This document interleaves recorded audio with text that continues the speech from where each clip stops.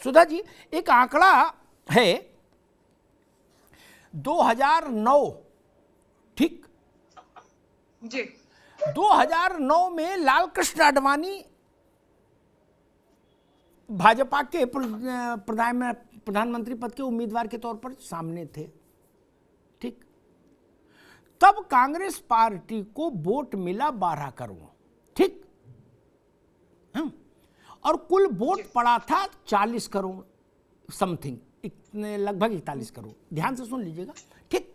9 में, 19 में, यानी 10 साल बाद, ठीक ठीक एक डेकेड बाद, भारत में वोट, ये सब लोग सुन लें, जितने विपक्ष और पक्ष वाले सब, मतलब आप भी सुन लीजिए, भारत में वोट पड़ा 61 करोड़, यानी 2009 से 20 करोड़ ज्यादा। सुन लीजिएगा ध्यान से, यहीं से उत्तर आएगा कांग्रेस की समझ स्थिति का। और कांग्रेस को वोट मिला 12 करोड़, यानी जो 10 साल में 20 करोड़ नया वोट देने वाला बूथ पर गया, उसने कांग्रेस को नहीं दिया वोट। क्या इसकी ये व्याख्या नहीं कि 9 तक वो जो पीढ़ी रही होगी जिसने इंदिरा गांधी को देखा और सुना, वो वोट दे आया, ठीक।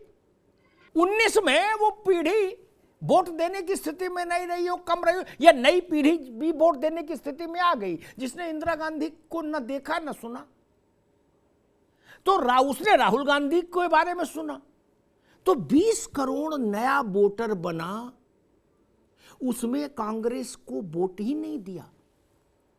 सुधा जी, आप 12 के 12 करोड़ पर अटके रहे, बीजेपी 7 करोड़ थी 9 में, और कहां पहुंची जाके 19 में, 10 साल में। चलिए, मैं इस बात को, अगर आपने इसलिए कहा था कि जनता हमारे साथ है, इसलिए मैंने कहा ये विशुद्ध जनता का मसला है, इसमें कोई भी राजनीति है ही नहीं। जी बिल्कुल अमिताभ जी, मैं उसी मसले पे उसी तरह से बात करूंगी। आपने कहा था कि जो नए वोटर जुड़े उसमें से किसी ने कांग्रेस को वोट नहीं दिया, ये कैसे स्पष्ट होगा कि किसने किसको वोट दिया? क्योंकि वो भाई तो हम अपनी गलती मान ले रहे हैं, आपको विद्वान मान ले, मैं कह रहा हूं 20 करोड़ में आपको हिस्सेदारी कितनी मिली वो बताइए। ये यही तर्क करती रही कांग्रेस, इसीलिए खत्म हो गई। मैं तर्क नहीं, आपने गलत रास्ते पकड़ लिया भाई। अमिताभ जी, जो अतिरिक्त 20 करोड़ वोट, नए पुराना छोड़िए, जो अतिरिक्त 20 करोड़ वोट पड़ा उसमें कांग्रेस की हिस्सेदारी कहां है?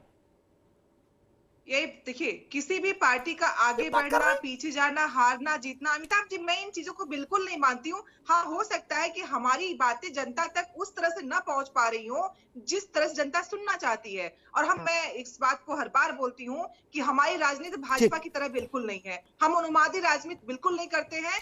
उन्मादी और मादे मतलब नहीं, ठीक है सुधा जी, आगे आपकी बात। पहली बात तो ये ठीक ये है, कोई पार्टी अगर चुनाव आयोग में रजिस्टर्ड है और फिर वो जब ये कहती है कि हम जीत हार को नहीं मानते, तो वो सबसे बड़ा झूठ होता। तो सत्यनारायण कथा करो। नहीं अमिताभ जी, मैं कभी भाई किस लिए हो आप चुनाव लड़ रहे हो? तो किस लिए लड़ रहे हो? हारने के लिए? बिल्कुल। ये तर्क ठीक नहीं, ये तर्क। सूर्य प्रकाश मैथिल, 20 करोड़ वोट बढ़ा भारत में, पड़ा अतिरिक्त 10 साल की अवधि में, ठीक। कांग्रेस का वोट वही 9 वाला ही रहा, यानी जो अतिरिक्त पड़े, नए शब्द इस्तेमाल नहीं करूंगा, उस पर सुधा जी ने आपत्ति कर दी कि आप कैसे जान गए नए वालों ने नहीं दिया। हम करें सारे 12 करोड़ नए दे दिए तो पुराने भाग गए। रुमाल से रजाई नहीं बन जाएगी ना, रुमाल तो रुमाल ही रहेगा। खैर, जो 20 करोड़ वोट अतिरिक्त पड़ा, ज्यादा पड़ा 9 के मुकाबले 19 में, उसमें कांग्रेस का वोट नहीं बढ़ा, यानी 60 करोड़ में जो उसकी हिस्सेदारी थी वो वही रही जो 40 करोड़ में थी। क्या आपको लगता है कि जो नई पीढ़ी है भारत की, जिसने इंदिरा गांधी को देखा नहीं और जिसके पिता ने जवाहरलाल नेहरू को नहीं देखा और अपने बेटे को नहीं बताया कि नेहरू जी कैसे थे, उस पीढ़ी के धीरे धीरे नेपथ्य में जाने के बाद जो नई पीढ़ी आ रही है, जो राहुल गांधी को देख रही है, क्या वो कांग्रेस के साथ लॉयल्टी के साथ नहीं खड़ी है? ऐसा लग रहा है यही आपकी ताकत है? देखिए अभी अमिताभ जी, आपने जो 2019 का प्रश्न उठाया, 2014 में जब माननीय प्रधानमंत्री जी इस देश की सत्ता को उन्होंने संभाला, उस समय देश की स्थिति बहुत खराब थी।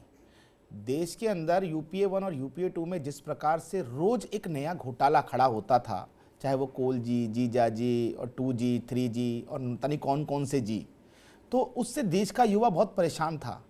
आप ये समझिए कि देश के अंदर साक्षरता दर बढ़ गई है, देश के अंदर जी ये फिर शुरू हो गए दंगा करने वाले, ये अवैध बांग्लादेशियों को जमाई बनाने वाले फिर शुरू हो गए, ये दंगाई फिर शुरू हो गए, फिर यह दंगा शुरू कर दिया, फिर इन्होंने घरों में आग लगानी है यहां पर बैठकर।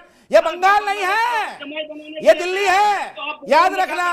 दंगा मत करो, सुनने की हिम्मत रखो, सुनने की हिम्मत रखो, क्योंकि सुनने की हिम्मत तुम्हारे अंदर है नहीं। तुम्हारे कुंतल घोष को अभी शिक्षक घोटाले के अंदर उठाकर ईडी ने बंद किया, तुम्हारे एक मेदिनीपुर के प्रधान को दंगा करने के आरोप में अरेस्ट किया गया, तुम्हारे अभिषेक बनर्जी को ईडी दफ्तर में रोज धक्के खाने पड़ रहे हैं, तुम्हारे मिनिस्टर के घर से रोज मोटे मोटे गड्डियों के जो पैकेट निकल रहे हैं, सोने की चांदी की ईंटें निकल रही हैं, यह भ्रष्टाचार मचाकर बंगाल को लूटने वाले यहाँ माननीय प्रधानमंत्री जी को विपक्ष की भूमिका में देखेंगे क्या? अरे तुम जैसे बतेरे यार बतेरे चले गए, शांत हो जाओ, अब पहले मुझे बोल लेने दो, दंगा मत करो। रुकिए संजय सरकार साहब, मैथिल साहब रुकिए दोनों लोग रुकिए, एक लोग बोले अभी केवल दंगा मत करो यहाँ बैठकर, अभी केवल सूर्यप्रकाश मैथिल साहब आप उनको एड्रेस मत करिए, आप अपनी बात देखिए। तो जो 2019 जी की आवाज जाएगी केवल जी वोटिंग हुई उसमें बहुत सारे कारण थे। अब देखिए 2014 के बाद से देश की लगातार जो अर्थव्यवस्था की स्थिति है वो मजबूत होती चली गई। देश की सीमाओं में जिस प्रकार से इंफ्रास्ट्रक्चर डेवलप हुआ, देश के राजमार्ग बने, देश के अंदर विभिन्न राज्यों में जिस प्रकार की स्थिति खराब थी वो ठीक हुई। 370, 35A, ट्रिपल तलाक, राम मंदिर जैसे मुद्दे जो पता नहीं कितने वर्षों से पेंडिंग थे वो ठीक हुए। तो उसके बाद देश के अंदर एक संदेश गया कि ये जो व्यक्ति है नरेंद्र मोदी, इसके पास कुछ नहीं है, इसके दिल में भारत है और ये भारत के लिए जीते हैं और भारत के लिए ही मरने को तैयार हैं।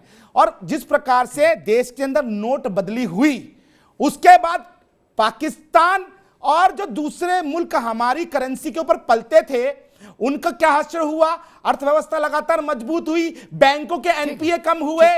और एक और महत्वपूर्ण बात, देश के अंदर एक संदेश गया कि ये ईमानदार सरकार है। ठीक है मैथिल साहब, इसमें कोई जीजाजी कोलजी और 3G नहीं होने वाला। यही कारण है कि कांग्रेस लगातार हाशिए पर चली गई। अब रुको, जो जीजाजी अरे जीजाजी कोलजी याद आ गया, छोड़ो। अरे मैथिल साहब रुकिए एक मिनट आ गया, याद नहीं आया जीजाजी कोलजी? क्या बात करने का? अरे याद नहीं आया जीजाजी कोलजी? चलिए अमेठी वाला दिखा दें, 40 एकड़ जमीन 636 रुपए महीने पे। अरे मेडिकल कॉलेज लेने के लिए, मेडिकल कॉलेज बनाने के लिए क्या हुआ, अपना गेस्ट हाउस बना के बैठ गए थे।